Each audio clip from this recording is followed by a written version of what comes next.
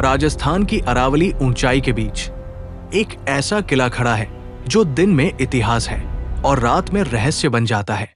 सूरज की रोशनी जब इसकी टूटी दीवारों पर बनती है तो लगता है जैसे पत्थर भी बीते समय की कहानी कह रहे हों।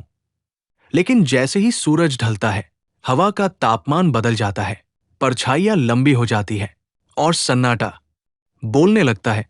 ये है भानगढ़, एक ऐसा स्थान जहां भारतीय पुरातत्व विभाग ने साफ शब्दों में चेतावनी दी है। सूर्यास्त के बाद प्रवेश वर्जित है। क्यों? क्या सच में यहां कुछ ऐसा है जो अंधेरे में जागता है, या ये सिर्फ एक डर है जो कहानियों से पैदा हुआ है? आज की इस यात्रा में हम इतिहास के पन्नों को खोलेंगे, लोक कथाओं को परखेंगे और सच की तलाश करेंगे। 16वीं शताब्दी, राजस्थान की धरती पर राजपूत शक्ति अपने उत्कर्ष पर थी। भानगढ़ किले का निर्माण करवाया गया था आमेर के शासक माधो सिंह द्वारा।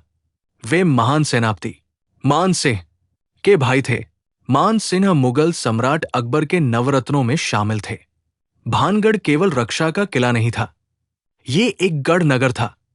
यहां 5 विशाल द्वार थे: लाहौरी गेट, अजमेरी गेट, फतेह गेट, दिल्ली गेट और मुख्य प्रवेश द्वार। नगर के बीचों बीच बाजार था। कहा जाता है कि उस समय भानगढ़ एक अत्यंत समृद्ध शहर था। यहां भव्य महल, मंदिर, बाजार और सुंदर बाग बगीचे हुआ करते थे। सब कुछ ठीक चल रहा था, लेकिन तब इस कहानी में प्रवेश हुआ एक ऐसी शख्सियत का जिसने इस पूरे शहर की किस्मत बदल दी। लोक कथा के अनुसार भानगढ़ की राजकुमारी रत्नावती बेहद सुंदर थी। उनकी सुंदरता की चर्चा दूर दूर तक थी। राजकुमारी के लिए राज्य के बाहर से विवाह प्रस्ताव आने लगे। लेकिन उसी समय एक व्यक्ति उनकी ओर आकर्षित हुआ, एक तांत्रिक जिसका नाम था सिन्हिया। वो राजकुमारी रत्नावती से प्रेम करता था, लेकिन जानता था कि उससे विवाह करना असंभव है।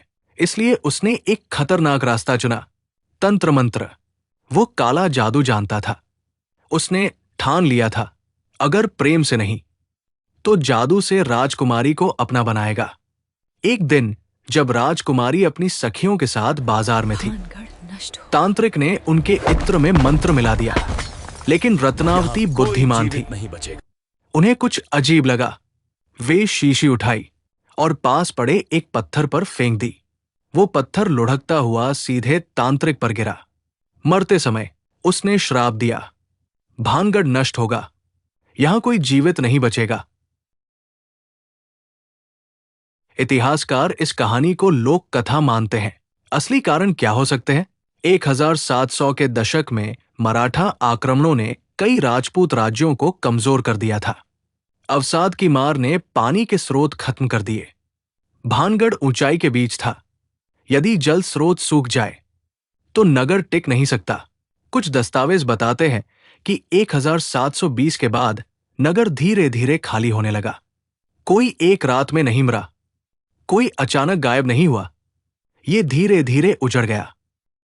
फिर भी आज भी लोग ये मानते हैं कि रात में चलने की आहट आती है, कोई महिला रोती हुई सुनाई देती है, अचानक हवा ठंडी हो जाती है।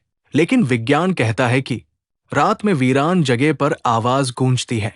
हवा पत्थरों से टकराकर अजीब आवाजें पैदा करती है, तो इसलिए हमें वो आवाज सुनाई देती है। अक्सर हमारे मन की रचना होती है। जब हम पहले से सुन लेते हैं कि कोई जगह भूतिया है, हमारा दिमाग हर आवाज को खतरा समझता है। इसे कहते हैं सुझाव। हम वही महसूस करते हैं जिसकी उम्मीद करते हैं। भानगढ़ एक रहस्य, एक इतिहास है, एक कहानी है। सच क्या है? श्राप या समय की मार? निर्णय आपके हाथ में है। आइए जानते हैं इससे जुड़ी कुछ काम की बताई किले में प्रवेश मुफ्त है। यहां आने का सबसे अच्छा तरीका जयपुर 80 किलोमीटर से है। हालांकि दिल्ली 260 किलोमीटर से भी यहां पहुंचाया जा सकता है। छोटे मोटे नाश्ते के अलावा यहां खाने पीने की कोई और चीज उपलब्ध नहीं है। कृपया अपने साथ पानी जरूर रखें। हालांकि वहां के दयालु लोग पर्यटकों को पानी उपलब्ध कराते हैं। सुबह जल्दी या शाम को देर से न जाएं, बल्कि सुबह के समय जाएं ताकि तेज धूप से बच जा सके। परिसर में छाया की कोई व्यवस्था नहीं है। महल की ओर जाने वाला मुनाफा बहुत ही ढलान वाला और ऊबड़ खाबड़ है।